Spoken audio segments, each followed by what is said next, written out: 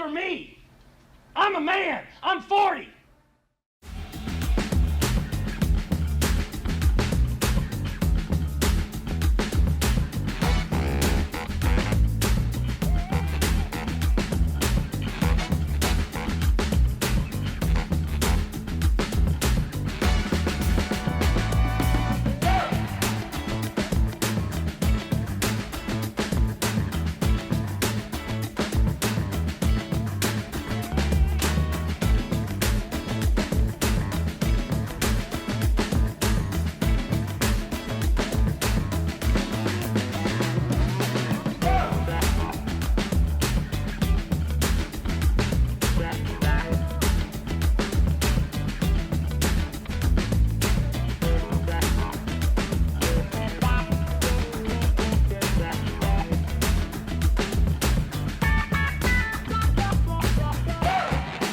Hey, what's up, everybody? Welcome into a brand new episode of Moving the Goalposts. I'm Nick DiMartino. That's Nick Morgasen, and as a guest host today.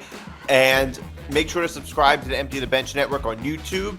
And you can follow us on across social media at youtube.com. Yeah, you can follow us on YouTube, youtube.com/ETB Network. You can follow us, this show, on social media at MTGP And you can follow on Facebook, Instagram, Twitter, and TikTok.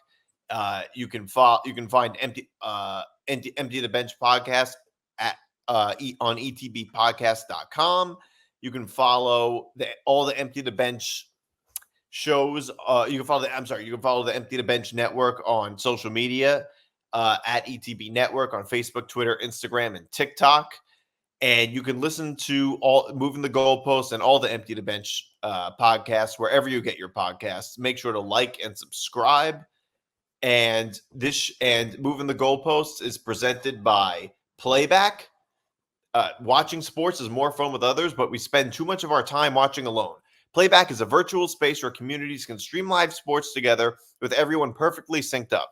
Creators can hop on stage, deliver their own play-by-play analysis and commentary, and invite viewers up for Q&A. Playback makes watching sports fully interactive and a social experience. From playing fantasy sports, upping your favorite players and teams, and watching with the commentators and communities you care about. Win or lose, sports are best enjoyed together.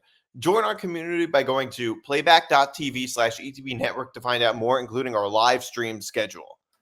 Okay, so after a week off, I do have to talk a little bit about the Celtics winning the NBA Finals. I think we all kind of saw this coming a little bit. It's a bit painful for me as a Knicks fan and everything, and being a bit of a Celtic hater to watch me as a Nets fan also. Yeah, that's true. You as a Net fan too. The difference with your hatred of the Celtics is more that your team agreed to it. You know, that's the a good difference. point. You weren't coerced into it. Yeah. Yeah. I wonder if Billy King got a ring. Maybe. I don't know. You never know. No, I mean, obviously they were just the far superior team over the Mavericks. I mean, that Kyrie was awful in Boston. His best game in Boston, he put up like 16 points and went like 7 for 6. It went like 7 for 18. That's an understatement, by the way, saying that Kyrie was terrible in Boston. It was garbage. Yeah, just hot garbage. And he's like, and Kyrie is like supposed to be like the second guy. He's supposed to be, he's the ultimate Robin. He's supposed to be the Robin to Luka Doncic's Batman, and he's not even Robin. I want to point out one thing, though, that they were saying about Kyrie and Luka, which they were saying, oh, they're the all-time backcourt in the NBA. And I said, hold the phone. I said, they got to win a title before they could be the all-time backcourt. Please. Yeah. I would say, I mean, in fairness, people were saying that after they beat the Timberwolves. That's why they were saying that. Yeah, I mean, I think you can have a really good backcourt, but the thing is, they don't have a good anything else. All they have is a backcourt. So, I mean, I think you can have a really good backcourt and not actually be capable of winning a title if everything else just kind of sucks.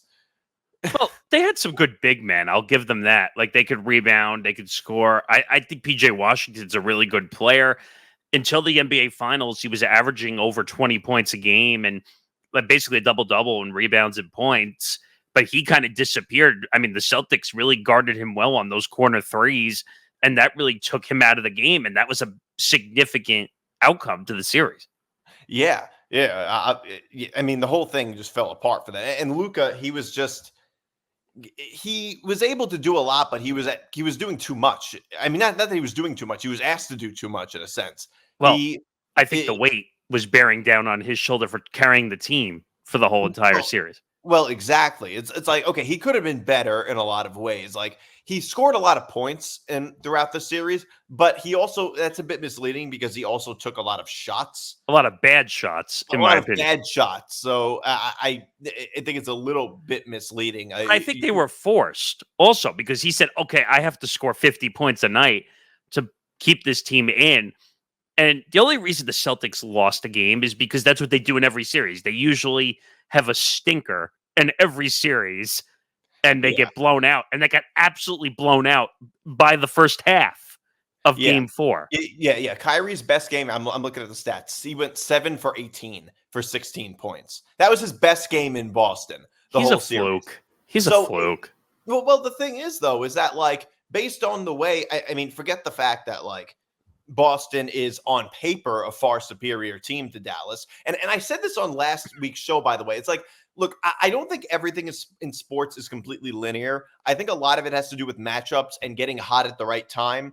It's not as simple as the better team beats the better. It's not as simple as that. It's not as simple as a hierarchy. It's more about matchups. And the thing is, I think that the Timberwolves were a team that had a lot of highs and a lot of lows, and they had a lot of highs against we saw both of it in the 7-game series against the Nuggets, and they were great in game 7, and then they obviously advanced. I think that if the Nuggets had beaten the Timberwolves, the Nuggets probably would have also beaten the Mavericks, and they would have given a better series to the Celtics. That's what I think probably would have happened. I think that the Mavericks, they just got kind of hot at the right time, and the Timberwolves, they really just weren't. They're still very young and inexperienced, and that's kind of how we ended up with what we had. We saw there's a lot of talk about Luka Doncic not playing much defense. Like we said, you're a bit fatigued when you're carrying the whole team on your shoulders, and you're a bit fatigued. It's not exactly a surprise that you don't get back on defense as much. Well. And just talk about him being out of shape and things like that. You know what? And I think the comment you're probably referring to is Brian Windhorst of ESPN, who called him out after the game. And by the way, the reason he called him out was because Luka doesn't stop bitching at the officials every time he doesn't get a call. And I agreed with what they were saying on the broadcast with Breen and Doris and actually JJ, who we'll get to later.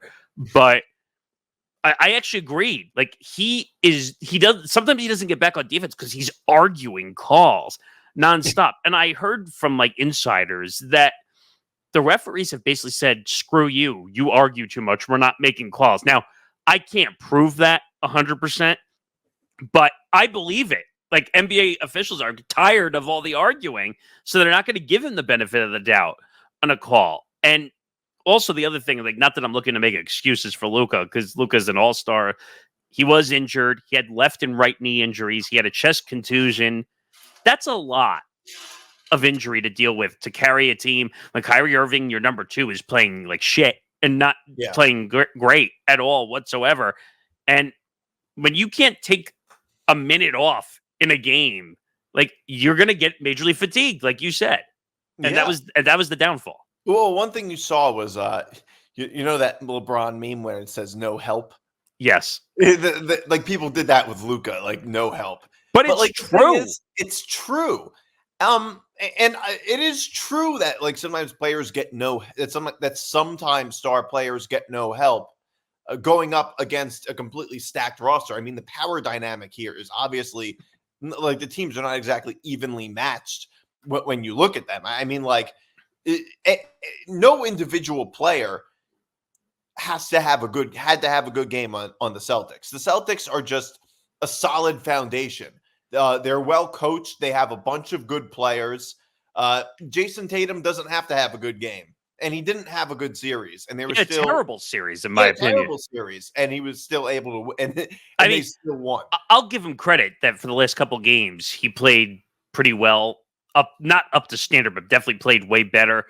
Jaylen Brown deserved that Finals MVP. He was the most consistent player in the series, and I saw a lot of things surface on social media. I don't know if you saw the 2014 tweet that he reposted on Twitter, X, whatever you want to call it, and that a teacher said he was never going to be anything, and he was a massive. That's very old, actually. No, but I'm just pointing it out that he reposted it. Yeah, and I was like, "Holy cow!" Like, it's amazing what some of the BS that these guys go through to get where they are. He says he doesn't have any family. He's not married or in a relationship. He's by himself.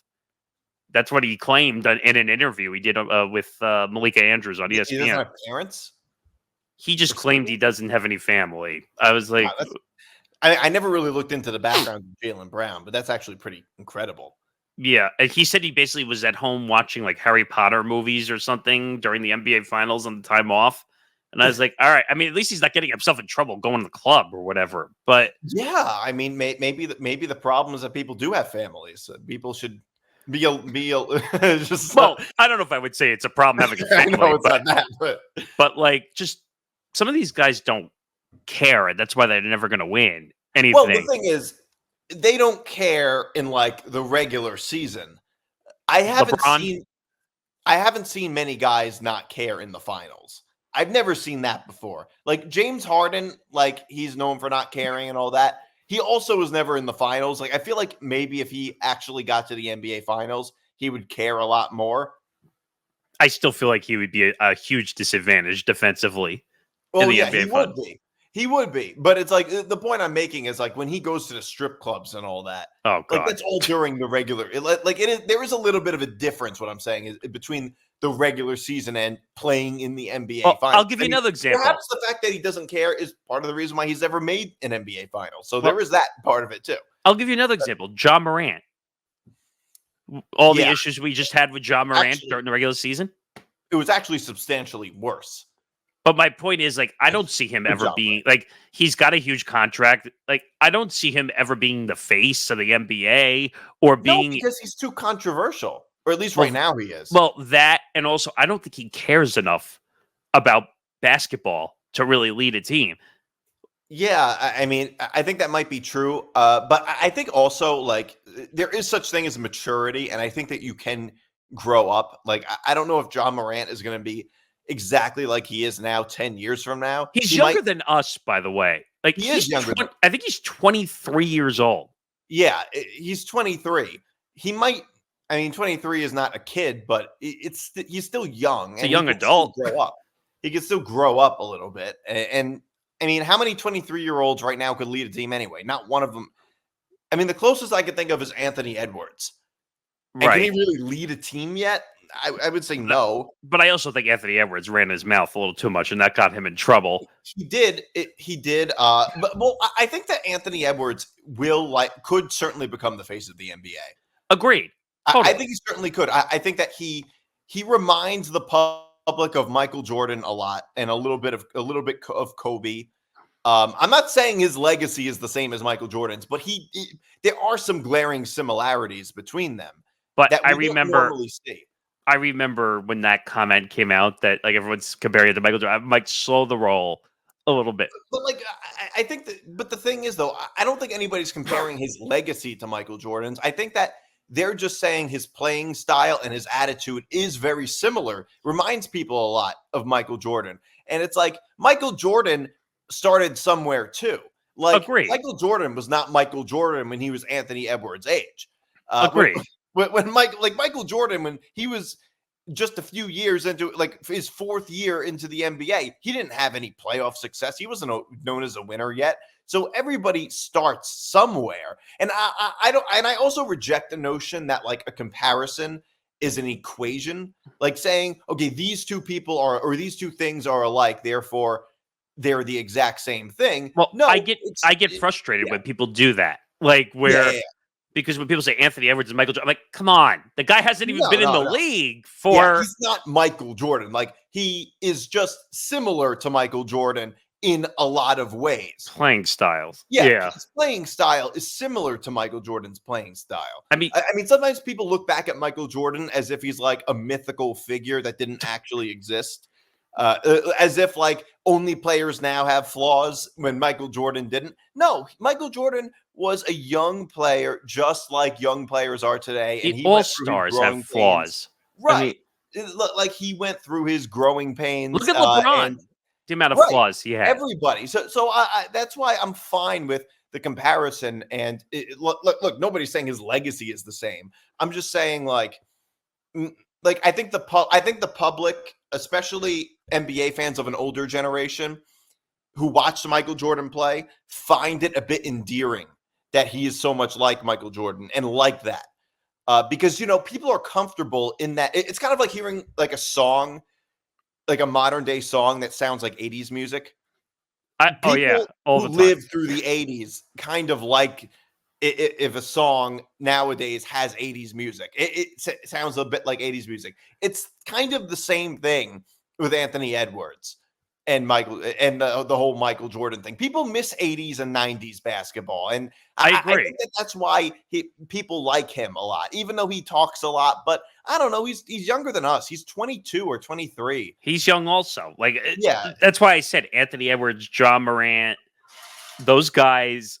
I would take Anthony Edwards all day. I think first of all, his talent is there.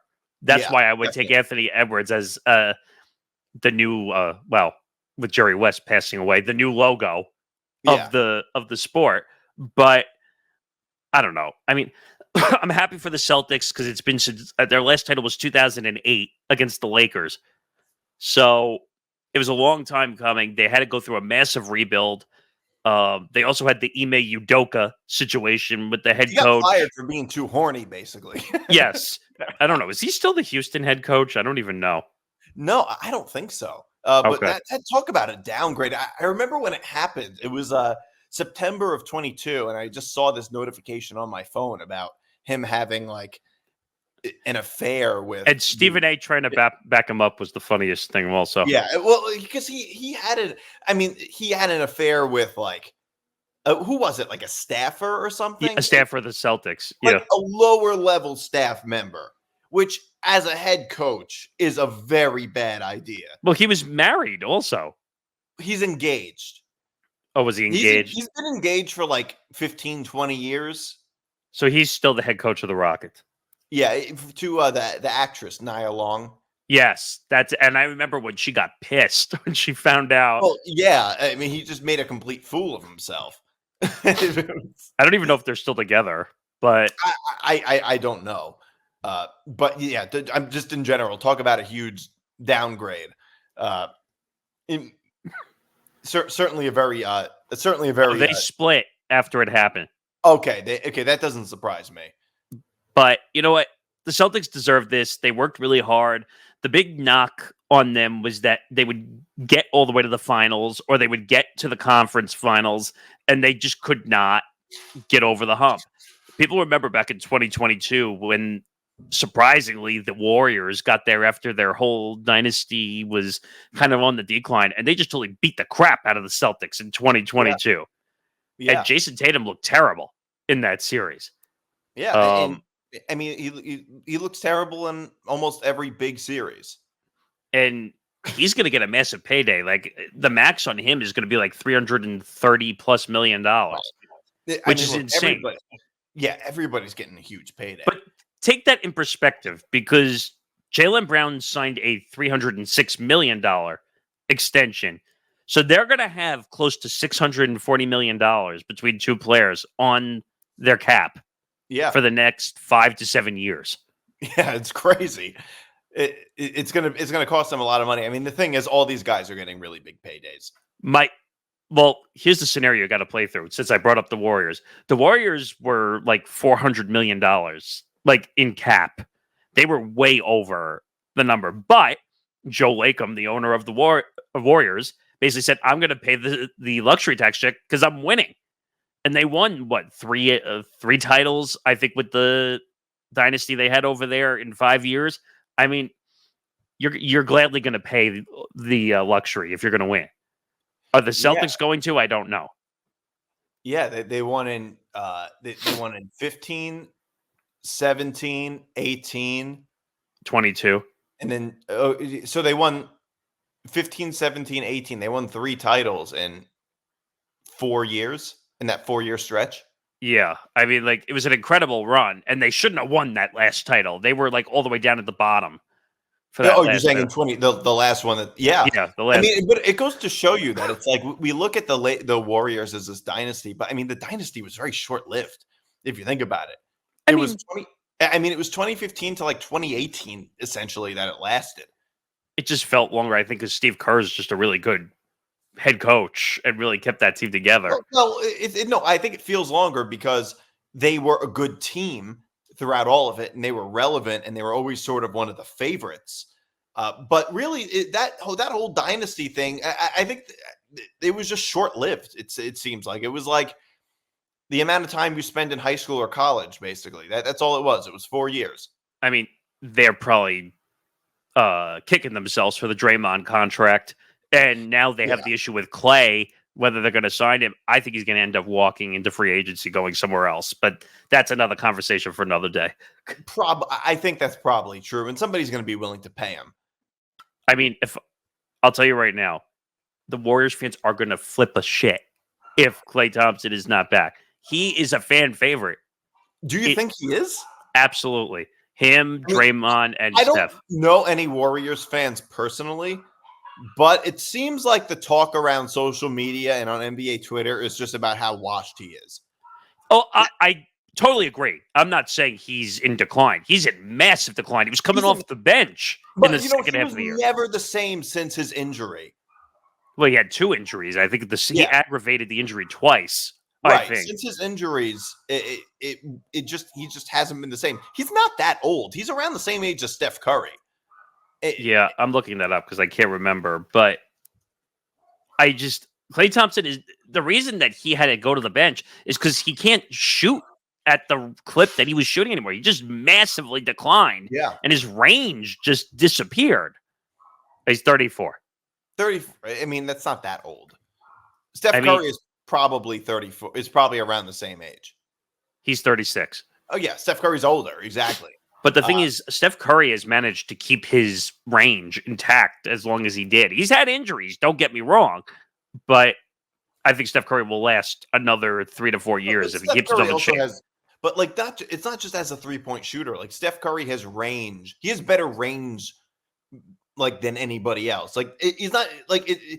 Like he can pull up from almost like half court, and which is crazy. Like he has to be the best 3-point shooter and also the best shot maker I've ever seen. Over Jordan? I've never seen Jordan play, but certainly a better 3-point shooter. Oh, that's not even a question. I think Steph Curry is going to go down, and this is going to sound, and people are going to give me shit.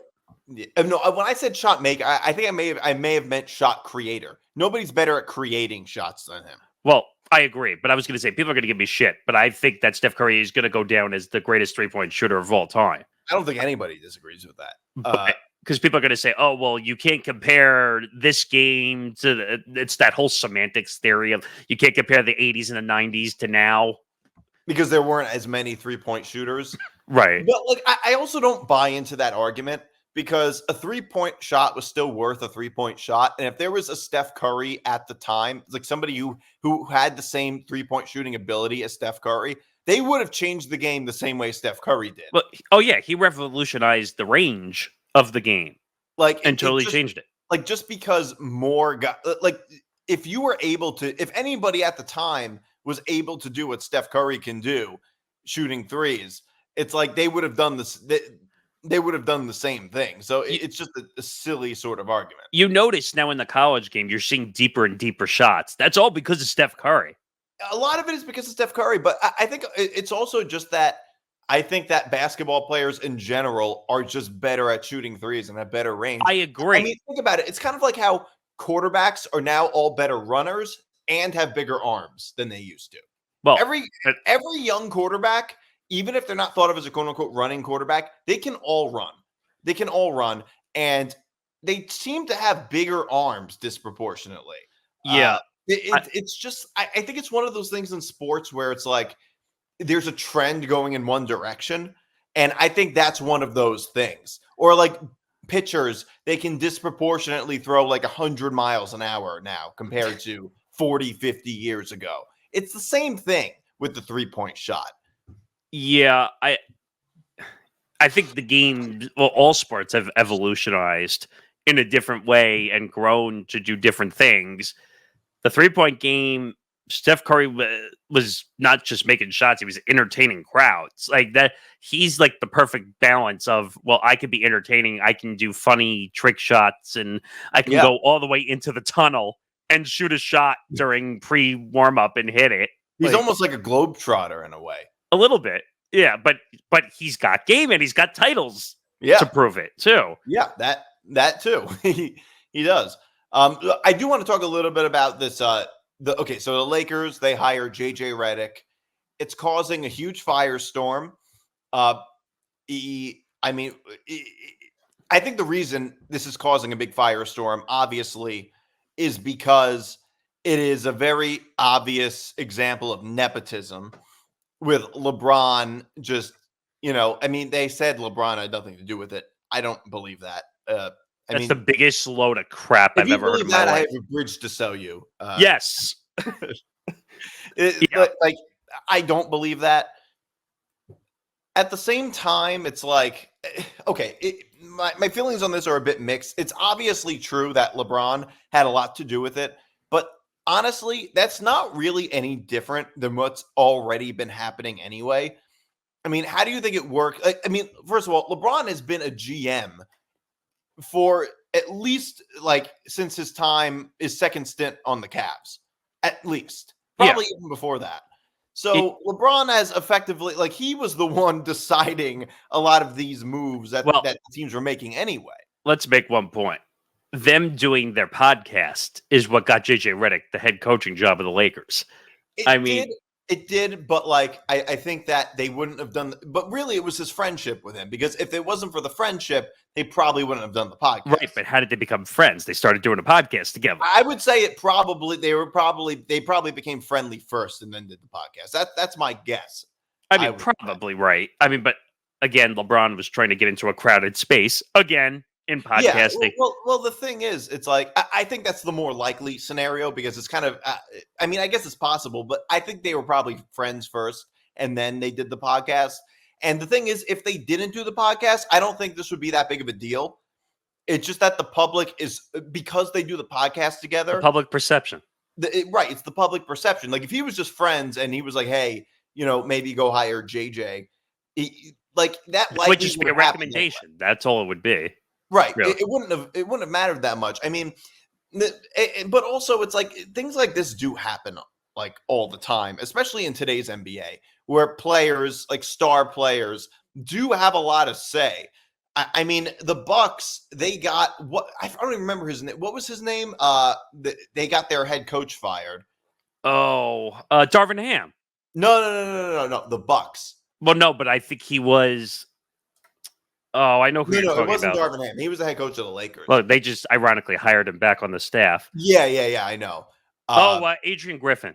Right, Adrian Griffin. They got him fired because the players didn't like him. They were the number 2 overall seed in the conference. And because Giannis and Dame didn't like him, they said, bye, there's the door. Don't want to hit you on the ass. Dude, the Bucks, they posted a video of the players celebrating him being fired. That was bad. I remember that too. Unliked he was, but now they look like idiots because they were so much worse with Doc Rivers. First of all, Doc Rivers is not a playoff coach, number one. I know he won the title in 2008.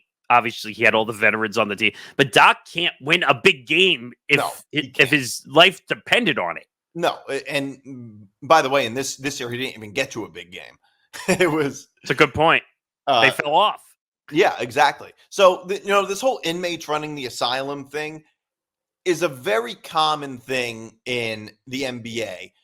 Not as much in other sports, but I mean, maybe the Jets a little bit, but Well, uh, but the NBA, the big contracts basically become the GMs of the yeah, team. it's the big contracts, and yeah, and like we all know, LeBron runs things over there. Like, but like the other thing about it is that like the flip side of it that gets to me is people keep talking about how like, well, he's not qualified to be a head coach, and I'm just like, because he doesn't have any previous experience. Like, okay, first of all, just because he doesn't have any previous experience doesn't mean like NBA head coaching is not a job that requires prerequisites.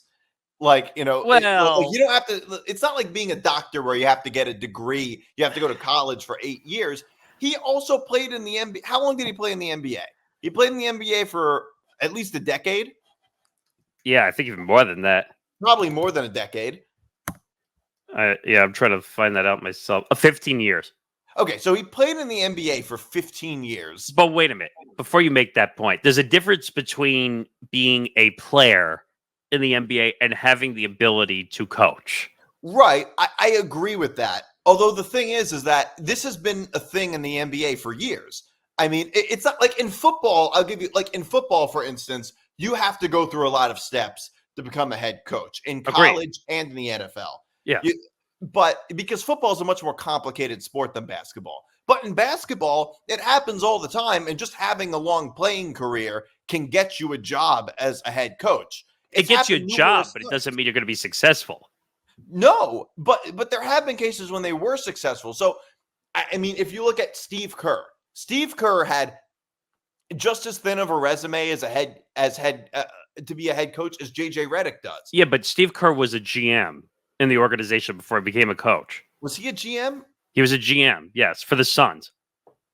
Was he? Wait, I'm trying to look this up. Yes, Steve Kerr, I can definitely tell you, was a GM. Okay, yeah. So he was a GM, but he had no coaching experience. Right, but I think it's easier when you're okay, I'll give you another example. Okay. Jason Kidd. Yeah, that's a good Derek example. Fisher. Well, that's the one I was going to bring up. Derek Fisher had was no experience, but he was terrible, and they had to buy him Fisher out. was terrible, but you can't say that about Jason Kidd.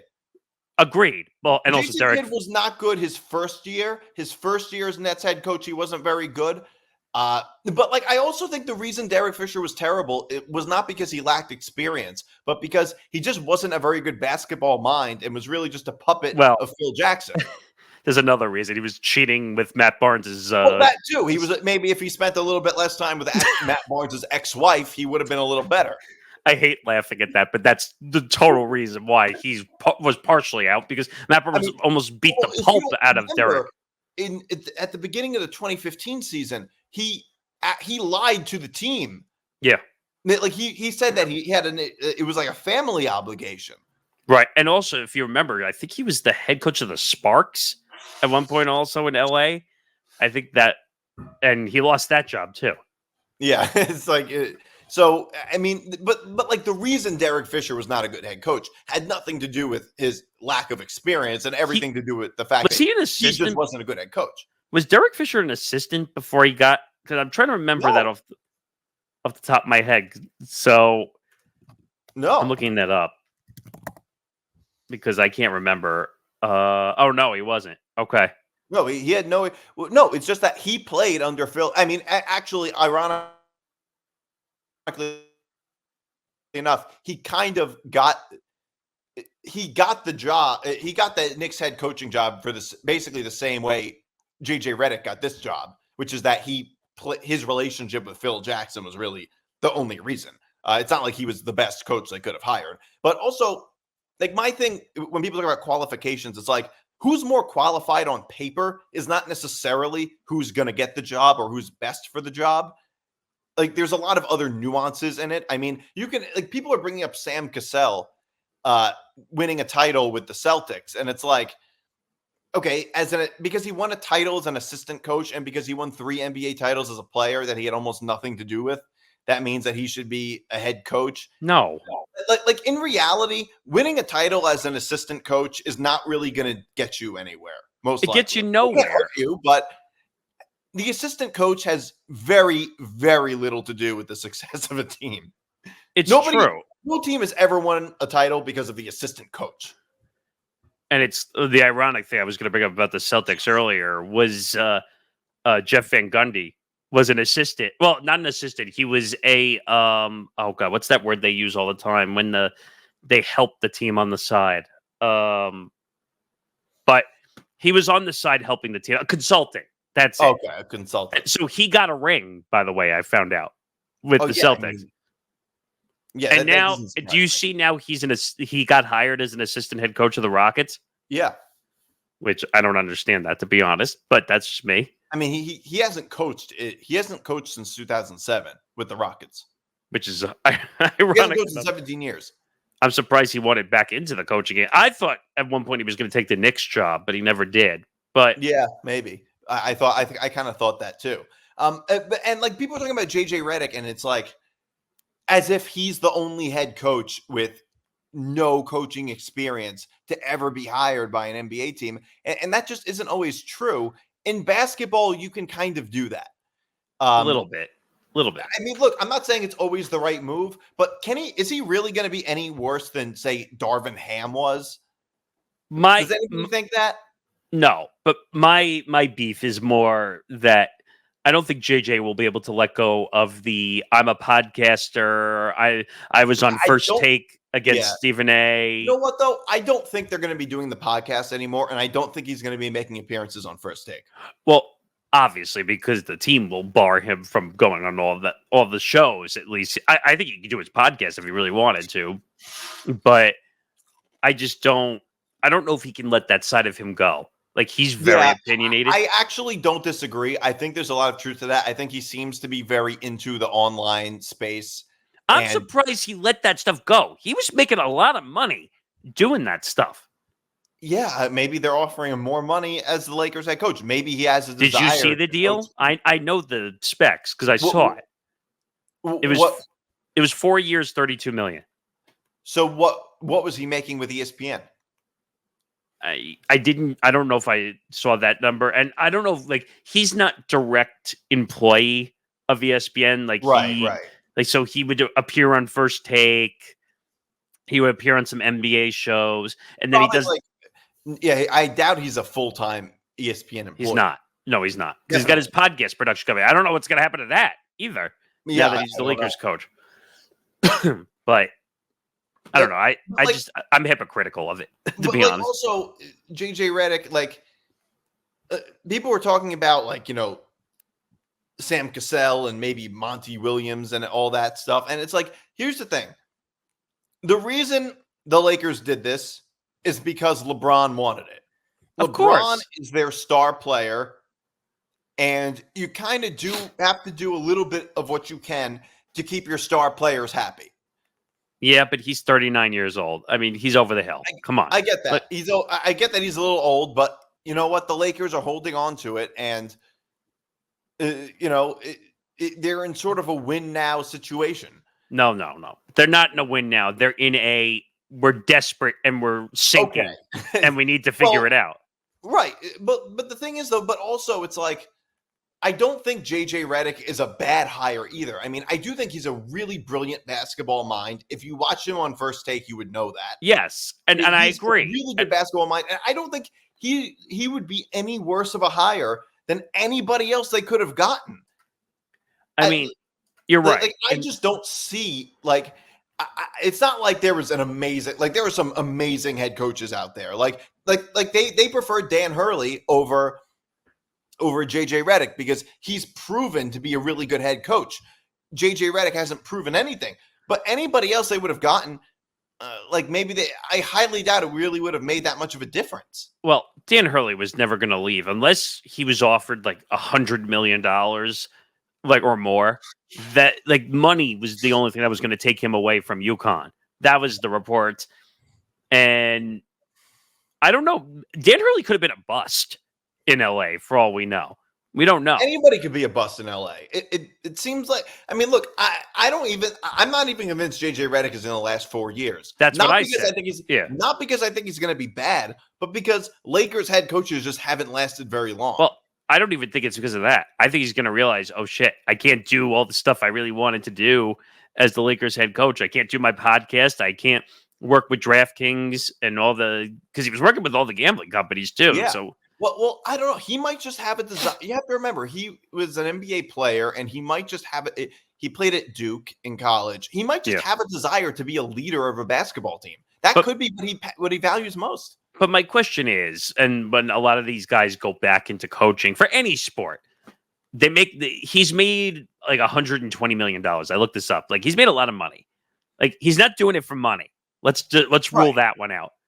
Is he doing it for power? I don't really think so, because again, he was running his own podcast production company. He was working at ESPN. He was on the biggest show at ESPN by numbers, not by like. So why is he doing this? We don't know. Well, look, when we do that, it's like when me and Liam were doing the show and trying to figure out why Dan Hurley turned down the Lakers deal. I think because he really wanted to stay in UConn because he likes where he is. Right. Well, I was seeing, I think it might have been Stephen A. Smith who said that apparently his wife had a lot to do with it. I don't know if that's true or not. I mean, I don't believe that. Very well could have had something to do with it. He might be comfortable in UConn. Look, there's a multitude of reasons individuals make decisions, and some of them we just don't know the real reason. What about going for a three-peat? Yeah, that too. But I mean, it wouldn't surprise me if he just wants to be a head coach. And I guarantee you, UConn is paying him well. Let's just be real. Yeah. So, well, I was talking about JJ Reddick just now, but UConn's paying him well, and maybe that extra money won't change his life, and he has no desire to be on the West Coast. I don't know. I don't know him. I'm surprised JJ didn't haggle for more than 4 years, $32 million, because he could have used the guys getting fired by the Lakers list companies and said, "Hey, I'm going to leverage this and say you're not going to cheat me out and then fire me, because 4 years, $32 million they can throw away instantly." But who are they paying? They're paying Darvin Ham. They're paying Frank Vogel still. I don't know. Are they paying anyone before that? I don't even know. But Frank Vogel, he won them a championship. Do you realize he's still being paid by the Suns and by the Lakers too? Yeah, it's crazy. I mean, look at Monty Williams. Williams, they fired him after 1 year, after one season, and they had like the youngest team in the league. I mean, you have to give them a chance. By the way, you think Monty Williams is laughing all the way to the bank as he's gonna collect $65 million? Yeah, not such a bad deal. I mean, coaches, like everyone says, like coaches have it tough. Do they really have it tough when they get fired? In some ways they have it tough, in some ways they don't. I think that they have it tough on the job, but they have it easy when they get fired. I knew that deal was going to be a bust instantly. Think about it. Like when you're actually coaching, you have a lot of pressure on you. But if you get fired and you're still paid that money and you're getting paid to do nothing, that's easy on you. Getting fired after 1 year and collecting $65 million, that's a lottery victory. Yeah, it basically is. It was. And he doesn't have to work again. I mean, a team will hire him for sure. I guarantee he'll you. get another head coaching job for sure. All right, I'm sitting making $65 million from them, but I'm going to go take another job. Yeah, and JJ Reddick cursing on TV, on live TV. Stupid. He said, "I don't give a fuck." Yeah, because they were asking him about perception of how like the job, and he basically said, "I don't give a fuck about anything." And I was like, "Wait, what?" I was like, "Come on." That makes me believe he does. Right. That type of response. I've never said I don't give a fuck about this unless I actually had some passion about it. It sounds like something Stephen A would say also. Right, but like, it's not like I don't believe him when he says that. And my view is not so much that he's cursing in public. It's that you're on TV that is like on FCC airwaves where you're not allowed to curse.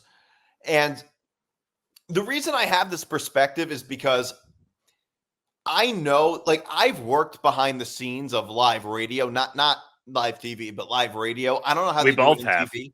Yeah, we both have. So you would understand my perspective on this. I've had the experience of an F-bomb dropping on the air, and So I have 3 seconds to hit the dump button. Mm-hmm. So, like, it is a bit of a hassle to see it. Like, it is a hassle for the people working behind the scenes to have to deal with your curse word on the air and get it and bleep it out or whatever they might do. And I laugh. And I laugh at people because they say, "Oh, well, you have a 7-second delay." Do you realize like that's not long? That's not long at all. To catch something. And the worst part is, and I've explained this to you many times. Every time you hit a dump button, it becomes longer and longer and longer out. Right. So I don't know how to do. I don't know if that's a thing on television. It's not. So I don't know what their procedure is, but the point is that if you know you're going to be on live TV with FCC restrictions, don't curse, because it is a hassle for the people working behind the scenes to have to deal with. Trust me, I was not a happy camper when I had to deal with that, and JJ should know from being on TV and calling the NBA Finals. By the way, also for Disney, for ESPN, ABC. Don't curse. Yeah, he has to know. He has to know not to curse in that. And by the way, if anyone comments on this and says we're a prude, it has nothing to do with the content, because you're going to listen back to this podcast. We curse a million times on this podcast. Yeah, there's nothing. Right? No, exactly. It has nothing to do with cursing itself. It's cursing on when you know you're on live TV, right? When you're not allowed to. That's the worst. What it is, what it is. Yeah. So. I do want to talk about this really big trade. Mikal Bridges went to the Knicks for. Okay, there's a lot. I have it all here, so we can. You have it all here. Can you read it? So basically, for Bogdanovich, 5 first-round picks, 1 pick swap, 1 second-round pick. Yeah, I'm just scrolling down to make sure I have everything. Okay.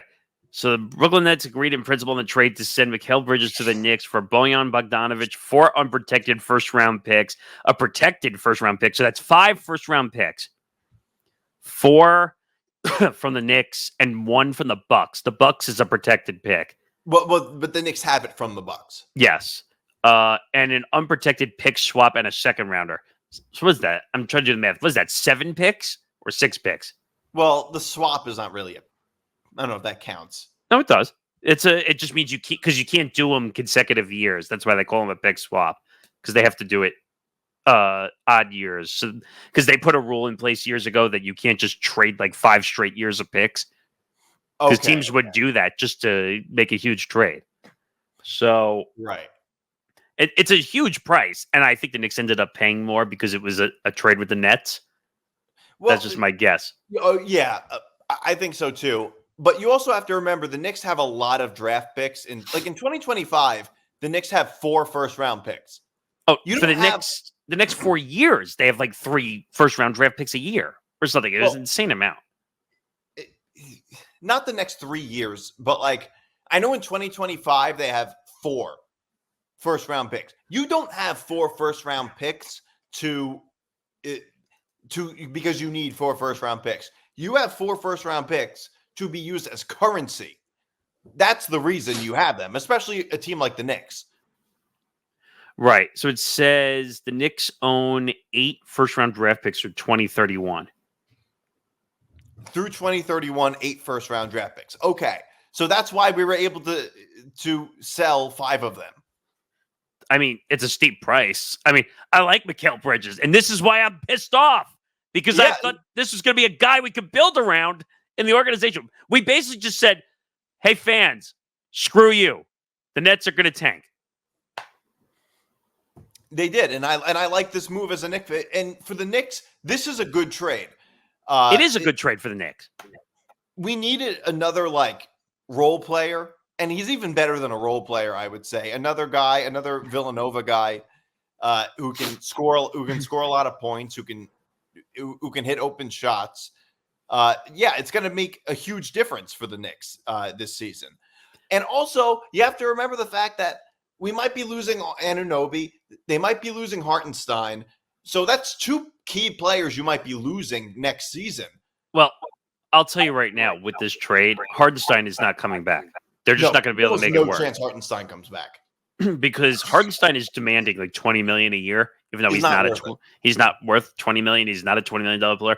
The reason he's demanding is because he had a really good playoffs and he rebounds well and really carried the team. But he's not a $20 million player. If he asks for $20 million, I'm saying here's the door. Go test free agency then. Yeah, no, I totally agree. I mean, there's no reason the Knicks should give it to him. I mean, I don't think anybody actually thought Hartenstein was going to be a Knick next year. I don't think anybody thought that. Someone's going to overpay him, though. Somebody's going to overpay him. I agree. But that the Knicks are saying it's not going to be us. Mikal Bridges, though, was a really good player, and I'm pissed. Because he fits in a lot of different systems. Right, but that's why the Knicks wanted him. He's a very good addition. He demanded a trade, apparently, to the Knicks and used it as leverage, and that's why he ended up. That doesn't surprise me because his buddies from his old teamates from Villanova are all on the Knicks. Was it like the Villanova 4 they were saying? Like there's 4 starters now of Villanova? I mean, I don't know. I'm not happy. Like I can't root for the Nets this coming season. I can't. If you're going to tank, I can't be a fan. It's going to be a tough season to watch them. Who do they have? Yeah. Oh, good. You got Bojan Bogdanovic, who I think used to be a Net, if I'm not mistaken. But I just don't understand. Convince him to be part of a good system. Don't trade him away. Yeah. Well, I guess it's what he wanted. But you have all this draft capital. What are you doing with it? It's like the Utah Jazz. They have all this capital and they're not doing anything with it. Well, the Knicks had all that capital and they did do something with it. So no, I'm talking about the Nets. They have all this draft capital and they're not doing anything with it. They just keep borrowing time but just buying picks. That doesn't do anything. Yeah, it doesn't. Maybe it could do something in the future. What, like 5 to 7 years down the road when it doesn't matter? No, but also another thing is another concern I think is Anunoby for the Knicks. He might not be. I mean, he's demanding a lot of money. He opted out of his player option. He's going to be getting a max deal, and he's not worth it. You know what? The Knicks gave up a lot for him. I think the Knicks might be willing to pay it. Especially but that's the question is he worth it? Not whether they're going to pay it. Do you think he's worth it? No, not really. He'll be an overpay because when he was on the court, he really helped them play well. So that's why they're probably going to pay it. I kind of don't think he's worth it, but at the same time, I think he does because when he was on the court, he actually made a huge difference for the Knicks. Agreed. The problem is he was injured a lot. And that's the problem. Do you want to pay someone who's constantly going to be off the court, including the playoffs? I mean, I saw that ridiculous tweet by Woj saying that the reason that they made this move and they're trying to move stuff around is they think they're going to compete with the Celtics. No one's competing with the Celtics. Well, yeah, I think that's probably true. They think they can compete, or at least, I mean, look, I'm not saying I think they're going to be as good as the Celtics, but you have to have the mindset of we can compete with anybody. You can't have the mindset of, oh, we can't compete with them. I just think that's a bold statement to make, considering the Celtics just won the title, and I think they're going to have a consistent run through the playoffs the next couple of years. Yeah, but you know what? We just don't know. I mean, you have to remember the Sixers. They might go on a big run. The Sixers, they might be another team, and the Bucks too. I mean, there's a lot of teams the Knicks have to compete with. I don't buy the Sixers at all. Well, you know, if they stay healthy. Yeah, but a Joel Embiid-led team, I just don't see it. I mean, look, you just don't know how everything's going to go every year. And, agreed, because the NBA is a mystery box. The Knicks, what I'm saying, every team has to have the attitude of, we can compete with anybody. We're going to get the players we need to succeed. And they're not going to have the attitude of, well, we have no shot competing against the Celtics. But why not just say we're looking to compete to win a title instead of saying, but we're looking to beat the Celtics? Like you're setting yourself up for failure by saying something like that. Right. I mean, I guess, but in order to win a title, you have to beat the Celtics first. Agreed. But I'm just saying you're better off just saying, hey, like our goal is to win a title, which is what every team is supposed to be doing. Obviously. But I don't know. But you know, the Anunoby thing is just, I mean, you know, if we were to lose Anunoby and Hartenstein, that could be the Knicks could be taking a pretty big hit. Well, at least in the rebounding and clearing the glass department, for sure. Yeah, so the Knicks might just find it worth it to just spend the money on Anunoby, and he has a lot of leverage. Not all the leverage. Some of the leverage, the Knicks can say, you're injured a lot. They're going to look at his medical record and say, you've been off the court a lot. But the Knicks, they might be willing to pay him. And I wouldn't really blame him, even though I think he's probably not worth it. If they But really want. Here's the thing. I think the team like the Knicks would rather spend the money on him than risk letting him walk and see what he could do elsewhere. And because of rules, they can go over cap to pay to keep him. Even though I don't think it'll come down to that, in my opinion, but they have that in their back pocket if God forbid. No. All right. So I do want to talk a little bit about this. Edwin Diaz ejected for having rosin on his hand, for he got himself in a sticky situation. Yeah, quite literally. So I have a few thoughts on this. One of them is I'm a little confused by the rules of what you can and can't do with your hand, with what you put on your hand, because it's like you're allowed to use rosin, but you're not allowed to mix it with sweat. I mean, your hand you might get sweaty. Is that mixing rosin with sweat? It's hot days that causes the sweat and the rosin to make a sticky substance, is what they claim. Right. I mean, like the bottom line is it's a very unclear thing because it's not illegal necessarily to use sticky stuff. Like you're allowed to use rosin, but you can't use it. You can't mix it with certain things. And the other thing is like, and the other question is most of the time when something like this happens, certainly with starting pitchers, maybe not so much with relief pitchers, but with starting pitchers, they usually tell them, wash your hands. And you can fit. That's usually what they do. They did that with Clark Schmidt. They did that with Scherzer. That's what they usually do. In this case, they just said you're out. The other question I have is, how do the umpires know if they touch have the hand substance on your hands? You don't know just by looking at your eyes what substance it is. Well, agreed. But according to the crew chief, Vic Carapazza, he was saying that and again, I think you're right, but he claims that in no way was this sweater rosin. That was his direct quote. How does he know? You don't. But I guess maybe by looking at the shine or just maybe the hand, you can tell partially. Like I found pictures of the hand and like it looks very odd. Like it does, but I mean, you could probably do that with anybody. You could probably look at the hand of any pitcher and it might look like that. Like, how do we just see a picture of it? Well, they're also claiming that the glove was deemed too sticky. The glove was deemed too sticky. Did they Edwin Diaz took his glove into the dugout. Which he shouldn't have. Usually they're supposed to claim the glove when that happens. Right. That's what I'm saying, which doesn't make any sense. Shouldn't the umpires have taken the glove? Like, how do they... Like this seems so arbitrary, and you can't tell with your eyes what substance something is. You can't tell. Right. And here's the other wrinkle, in case most people don't know it. When you get ejected for sticky stuff, it's an automatic 10-game suspension. 10 games. And I don't know. How does it work with starting pitchers? Is it actually 10 games? Well, it's just 10 games. It's 10 direct games. So it's different for a closer. That's two starts. For a starter, it would be. Right.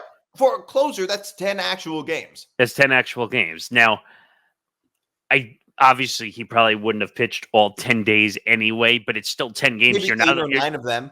You can't do anything. You're not allowed to pick up a glove. You're not allowed to do anything during the 10-game suspension whatsoever.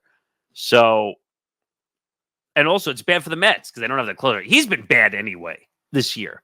But it just added to the list. So bad once he came back from injury. But added to the list of ridiculous things that the Mets have been through this year. Yeah, but it's a lot of people compare it to like the speed limit when driving, where it's like if the speed limit is 65, you can go 70, and the cops won't stop you. And if you go a little faster, the cop might pull you over, but he'll give you a warning. And anything after that, maybe he'll give you a ticket. Right. But this is not even that. This is just like. They don't even really know because at least you can measure speed with a with a radar gun. This Right. is like, how do they know what is on their hands? And here's the more ridiculous thing.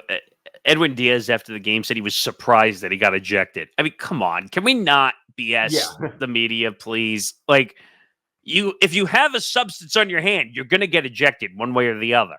I mean, yeah, well, but a lot of times they don't. Sometimes, a lot of times they get told to just wash their hands. I'm trying to remember. It was Michael Pineda when he was with the Yankees at Fenway Park 10 years ago. That was way before any of this stuff happened. But I'm just saying, two times. But talk about idiocy. He had it on his neck. No, the first time he had it on his hand, and it looked like he just wiped his ass. You're right. It was all tar. It looked like black tar on his hand. And then the second time at Fenway Park, it was on his neck. People can't see what I'm doing on the audio side. Umpires just went to his neck and but it was so blatantly obvious. Yeah, and that was way before any of this stuff. Man. So it affected the Subway Series a little bit. I don't know if you watched it or not. I did a little bit. I mean, it. Of course, Garrett Cole got completely destroyed and given up more meatballs than an Italian pizzeria. Well, no, I watched the game, but the thing is, I watched it after it aired on the Yes Network because that was the only channel that was showing it, and it was so delicious watching the whole Yes broadcast have to announce the Mets just destroying the Yankees, like another home run by Harrison Bader, like Michael K. But you know what the worst part is, though? It was 9-7 by the end of it. Yeah, the Mets bullpen almost blew it.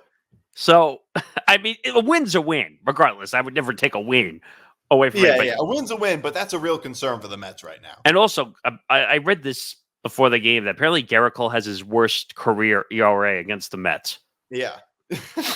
So it probably didn't matter whether he was coming back from injury or not. He just does not pitch well.